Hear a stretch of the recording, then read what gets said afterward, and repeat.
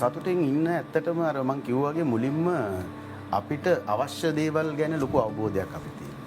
ඒතකොට ඒ අවශ්‍ය දේවල් ලබා ගන්න නම් අපිට තිබිය යුතු දේවල් වලින් අපි කොතනද ඉන්නේ කියලා හොයාගන්න.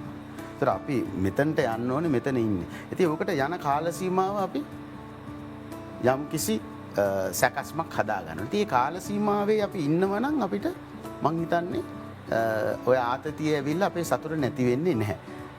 මොකද ડિප්‍රෙෂන් එන්න එක ප්‍රධාන හේතුවක් තමයි අපිට අපි හිතන කාලේ අපිටත් වඩා සමාජයේ හිතන කාලේ මම හොඳ උදාහරණයක් ගන්න. දැන් සමාජයේ හිතනවා අවුරුදු මේ ගාන වෙනකොට යම් කිසි කෙනෙක් විවාහ වෙනවා. දැන් අපි එහෙම හිතන්නේ නැහැ. දැන් ඒක ඒ සමාජයේ හිතන ඒ ප්‍රෙෂර් එක නිසා අපිට ඒක උපු කරගන්නත් බැරි නිසා සමාජය අන්න අපිට ડિප්‍රෙෂන් එක. ඒකට සතුට නැති වෙනවා. ඒකට අතන අපිට ඒක ඕනේ. අපේ ඔබ්ජෙක්ටිව් එකක්ද කියලා අපි අවබෝධ කරගන්න නිසා අපේ වටේ ඉන්න ඒ පුජ්‍යලයන්ටත් ඒක අවබෝධ කරලා දෙන්න ඕනේ. මොකද හොඳ ගහක් පැලවෙන්න බෑ වල් පැල ඇටි ගොඩාක් වටේ තියෙනවනේ. එක්ක ඒ වල් පැල ඇටි ගලවලා දාන්න ඕනේ. එක්ක වල් පැල ඇටි වලින් සෙතක් වෙනවා නම් ඒක පොහොර දාලා මෙයා කරට කමක් නැහැ.